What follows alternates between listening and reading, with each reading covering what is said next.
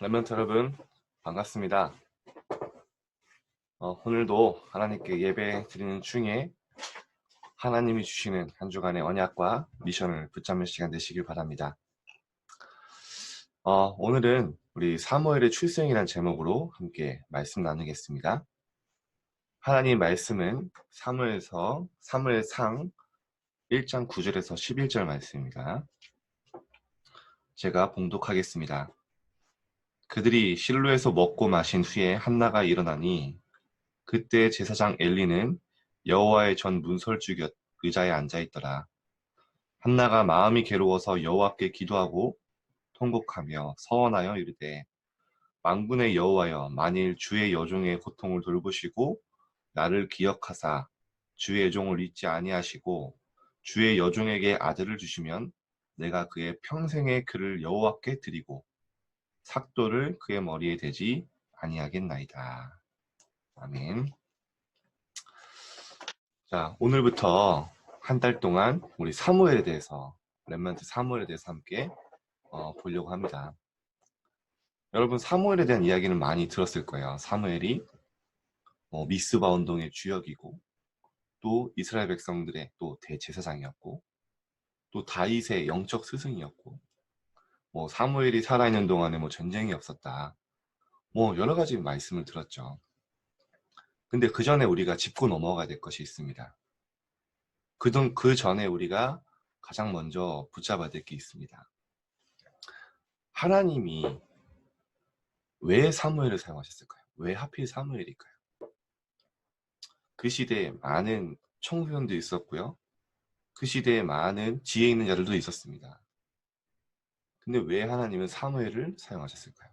오늘 여러분 이것을 붙잡고 우리 사무엘의 여정을 함께 시작해야 됩니다.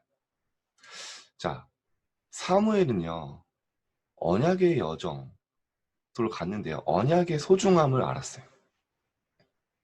사무엘은 언약의 소중함을 알고 마음에 담았던 자였습니다. 자, 사무엘이요, 언약궤 옆에서 잤다고 했죠. 자, 여러분 생각해 보세요.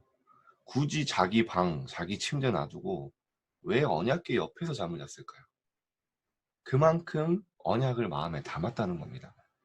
근데 여러분, 그냥 언약궤 옆에서 잤나 보다, 그러나 보다, 그렇게 넘어갈 수 있지만 그 시대를 보면요, 그렇게 하는 게 정말 쉽지 않은 시대예요.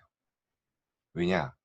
그 시대의 모든 이스라엘 백성들과 청소년들이요, 세상의 흐름, 창세기 3장, 6장, 11장을 완전히 따라가는 그 흐름 속에서 계속해서 동화되어가는 그런 속에 있었습니다.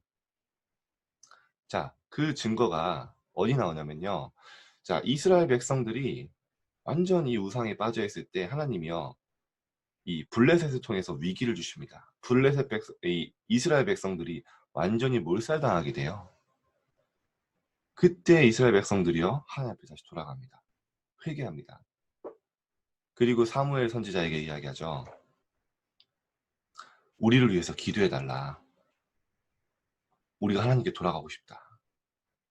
그것이 사무엘을 통해 일어난 미스바 운동입니다. 자, 미스바 운동을 하나님이 딱 시작하시면서 처음부터 내건 조건이 있어요. 처음부터 말씀하신 게 있습니다. 그때 이스라엘 백성들과 이스라엘은 많은 청소년들의 상태를 이야기하고 있어요.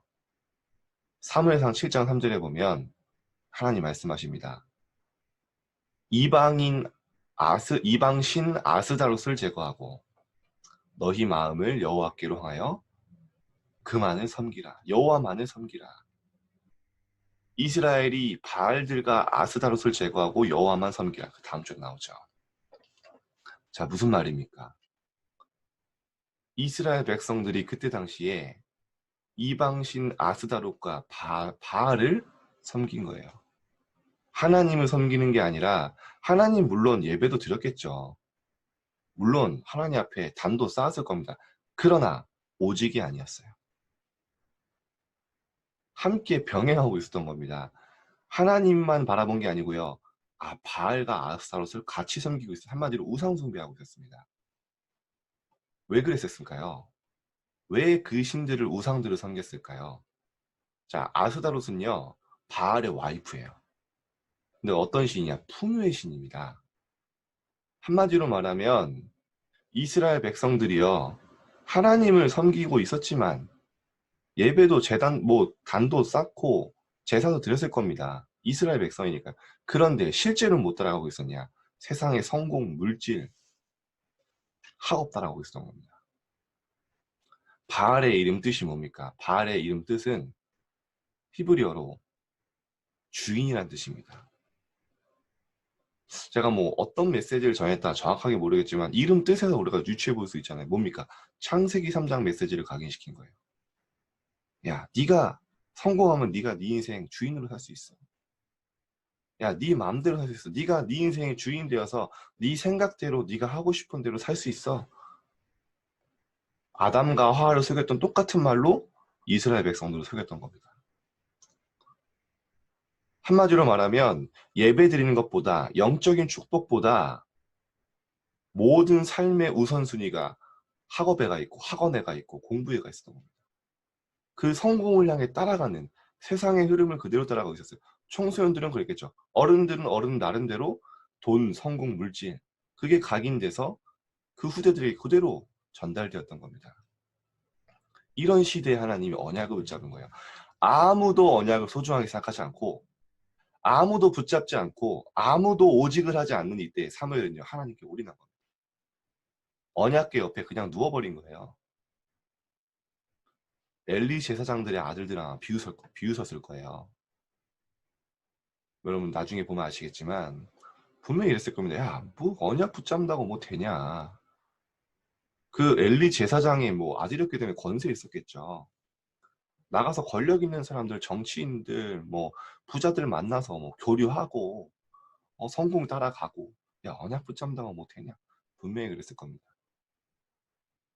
그런데 그 시대에 하나님이, 이 사무엘이요, 하나님이 언약을 붙잡은 거예요. 바꿔 말하면 하나님이 사무엘을 쓰실 수밖에 없었습니다. 여러분 마찬가지입니다.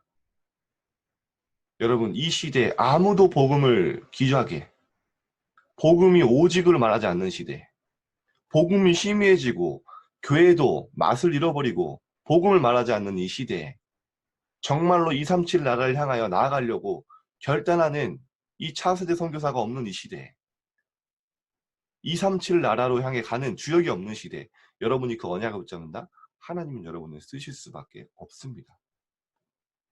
자, 여러분 지금은 어떤 시대입니까? 예배도 드려요.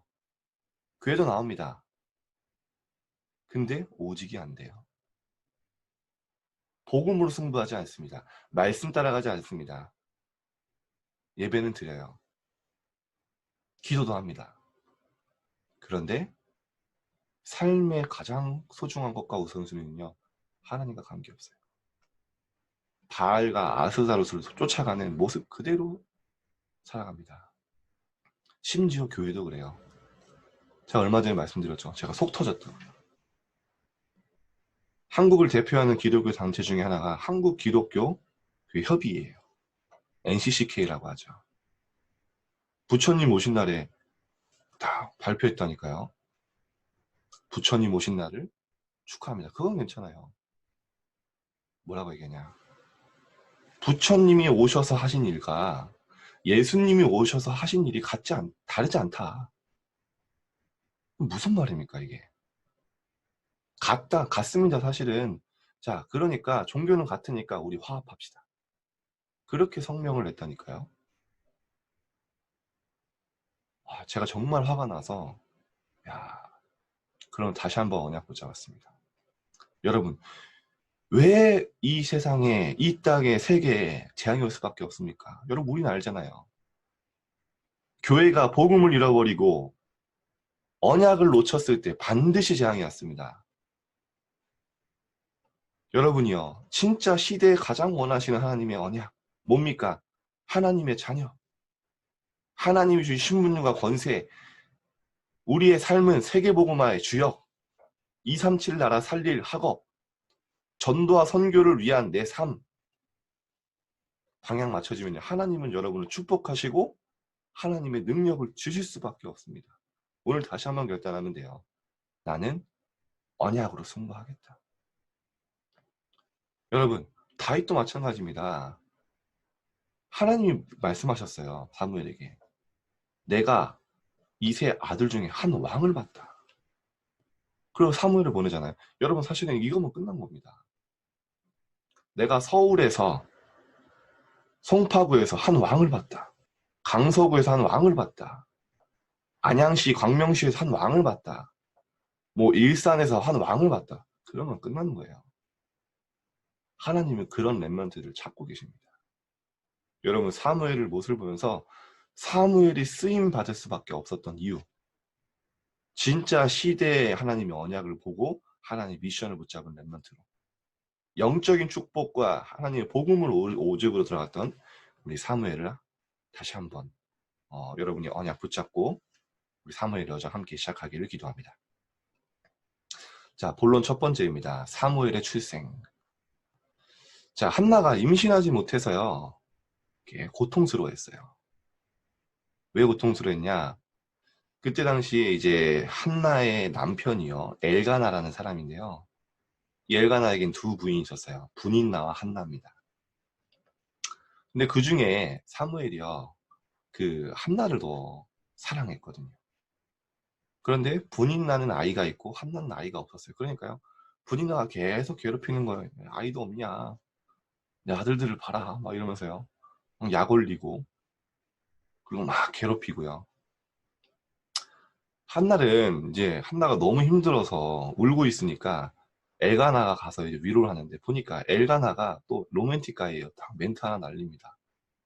그대의 마음이 슬프냐? 그래서 이런 말이에요. 내가 그대에게 10명의 아들보다 낫지 않냐? 뭐 그런 또 오글거리는 멘트를 날리는데, 근데 보니까 한나에게 별로 위로가 안 됐던 것 같아요. 하나님 전에 딱 나가서 또 통곡하면서 웁니다. 울면서 기도해요. 근데 그때 한나가 처음으로 언약 잡고 하나님 원하시는 기도를 합니다. 하나님, 오늘 본문이죠. 하나님이 나를 기억하셔서 내게 아들을 주시면 그 아들을 하나님께 드리겠습니다. 삭도를 머리에 대지 않고 그의 평생을 하나님께 드리겠습니다. 나시린의 언약을 붙잡고 기도했죠. 여러분 아시다시피 그 가운데 사무엘이 나와서 진짜 그 서원한 대로 사무엘이 쓰임받아요. 그 이후에 이제 한나가 또 7명의 자녀를 낳죠. 자, 이렇게 사무엘의 여정이 시작된 겁니다. 언약 붙잡은 사무엘, 언약 붙잡은 부모님을 통해서 언약을 전달받았죠. 자, 두 번째입니다. 본론 두 번째. 자, 여러분, 사무엘이요, 하나님께 쓰임받는 자였어요. 제가 얘기했죠. 쓰임받을 수밖에 없는 자였습니다. 정확하게 얘기하면. 자, 무엇을 알았을까요? 아마 첫 번째로 한나를 통해서요, 일단 하나님이 원하시는 언약, 시대의 언약을 붙잡았을 거고요. 절대 주권을 배웠을 거예요. 하나님의 절대 주권. 하나님의 절대 주권 속에 지금 내 시간표가 있음을 늘 기억하고 있었습니다. 그 증거가요, 한나의 기도를 보면 나와요. 사무엘상 2장 6절에 보면 여호와는 죽이기도 하시고 살리기도 하시고 여호와는 가난하게 하시고 부하게도 하시며 여호와를 대적하는 자는 산산이 깨어질 것이다. 자, 여러분, 사무엘에게 가장 어려운 건 뭐였을까요? 사무엘에게 가장 힘든 건 뭐였을까요? 여러분 한번 생각을 해보세요. 사무엘이요, 한나가 사무엘을 낳고 젖될 때까지만 기다리다가요, 젖된 후에는요, 하나님께 드립니다. 엘리 제사장에게 사무엘을 맡겨요. 그렇게 사무엘이요, 성전에서 자란 겁니다. 여러분 생각해 보세요. 엘리는 아들들이 있었습니다. 그리고요, 분명히 사무엘이 상처받을 수 있는 상황이에요. 아마 쉽지 않았을 겁니다. 얼마나 외로웠을까요? 엄마 아빠가 멀쩡히 살아있는데 자기 형제들은 다 집에서 맛있는 밥 먹고 부모님 사랑받으면서 사는데 어릴 때 부모님이 없이 자랐다니까요. 그리고요, 엘리 제사장들에게 아들이 있었기 때문에 같이 살지만 분명히 아들 친아들을 엘리가 편애할 수밖에 없었을 거예요. 그리고요, 게다가 사무엘보다 형들이었습니다. 아마 많은 생각이 들었을 거예요. 성경에 기록 안 됐지만 왜 엄마는 나를 이런 곳에 버렸을까라고 생각할 수도 있어요. 왜 나만 이렇게 어려울까? 그런데요, 사무엘의 여정을 보니까요, 사무엘의 서밋 자세를 가지고 있었어요. 무슨 말입니까? 하나님이 지금 그 시간표, 지금 나와 함께 하시면서 그 자리를 하나님이 주셨다는 것을 알고 있었어요. 여호와는 높이기도 하시고 낮추기도 하시고 가난하게 하시기도 하시고 부하게도 하시고 죽이기도 하시고 살리기도 하시고, 그 한나에게 가끔 한나가 교회에 와서 언약 전달했겠죠. 그 절대 주권을 붙잡은 사무엘은요, 서밋 자세, 뭡니까? 지금 내가 있는 현장에 하나님 주신 응답이 있다. 아마 오늘의 축복을 누렸을 것입니다. 왜냐면 여러분, 여러분에게 어려운 환경이 있을 수 있어요. 가난, 특별히 가정의 문제 있을 수 있습니다. 절대 속지 마세요. 부모님의 문제지 여러분의 문제 아닙니다.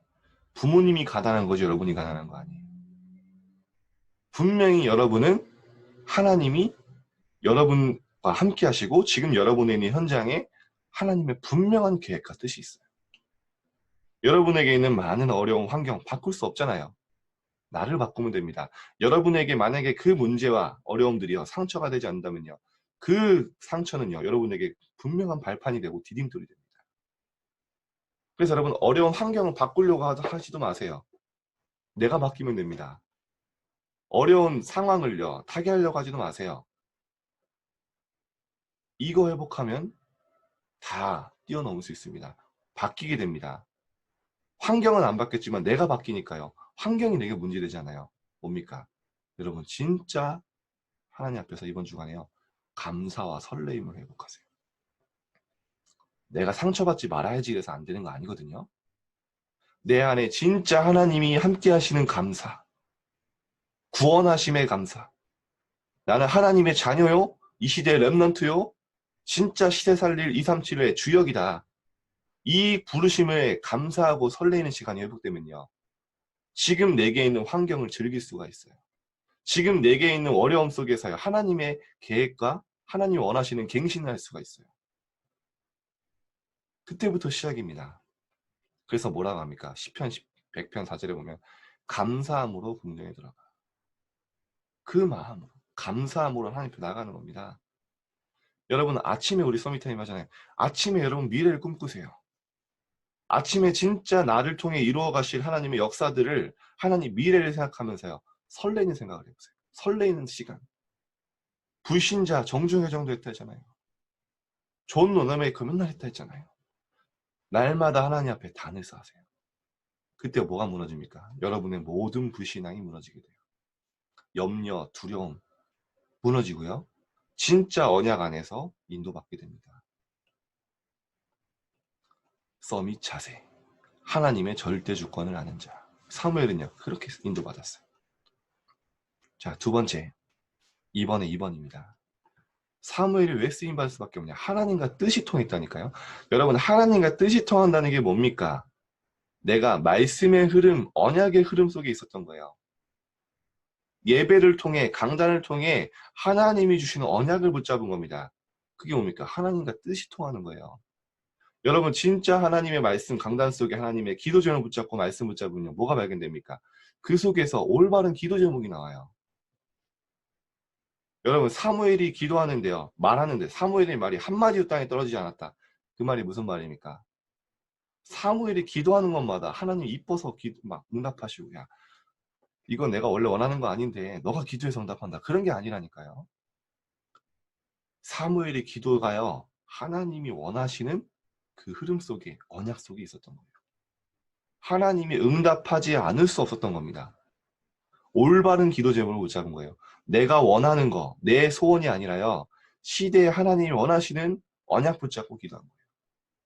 여러분, 말씀을 듣다 보면요, 여러분 말씀 들으면서 내가 이렇게 결단해야겠다. 기도 제목이 나옵니다. 그거 붙잡고 한 주간 기도하세요. 세 번째, 사무엘은요, 기도의 사람이었어요. 얼마나 기도의 사람이냐? 24시 기도의 파수꾼이었습니다. 자, 사무엘상 12장 23절에 보면 내가 너희를 위하여 기도하기를 쉬는 죄를 여호와 앞에 결단코 범하지 않겠다. 내가 기도하기를 쉬는 죄를 여호와 앞에 결단코 범하지 않겠다. 무슨 말입니까? 24시 기도했어요. 사무엘을 통해 어떻게 됐습니까? 24시 기도의 비밀을 누리는 사무엘을 통해 이스라엘의 전쟁과 재앙이 없었어요.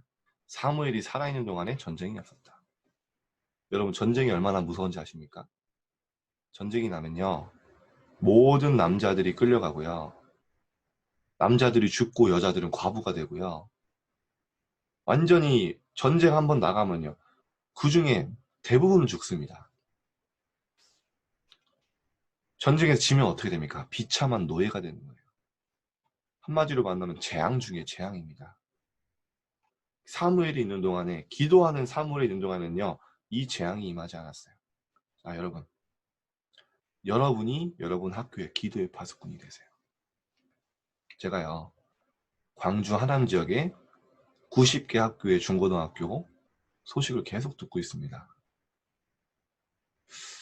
감사하게도 만남의 축복을 통해서 위센터를 이제 담당하시는 분과 또 계속 소통이 되면서 저한테 정보를 주세요.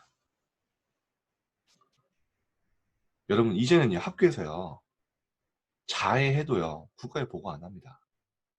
그 정도는 그냥 넘어가요. 옛날에는요, 자해하면 놀라서 얘기했거든요. 이젠 자해는 그냥 학교 안에서 보고도 없이 그냥 지나갑니다. 요즘에요, 자살자들이 계약한 지 얼마나 됐다고 지금요, 자살자가요, 자살 시도한 사람들이요, 이 청소년들이요, 이번 주에만 2~3명 있었어요. 미용가위로 손목 긋고요, 타이레놀 40알을 먹고요, 또 자기 가장 친한 친구가 자살 시도하니까요, 똑같이 타이레놀 먹고요. 근데 여러분, 그렇게 드러난 친구들만 그 정도인데 자살 시도하지 않은 친구, 평소에 힘든 친구 얼마나 많습니까? 여러분이 학교를 놓고 기도하면요, 그런 친구들을 하나님 붙이신다니까요. 여러분의 가장 가까이 어려움 당하는 친구부터요, 아무도 그들을 돌아보지 않는다니까요. 여러분은 그들을 돌아볼 수 있어야 돼요. 그 친구들 다가서 말도 걸고요. 진짜 복음이 여러분이 기도하고 있으면요, 여러분 학교에 여러분이 재앙을 막을 수 있어요. 그런 영적으로 어려움 당한 하나님, 그런 자들을 붙이실 겁니다.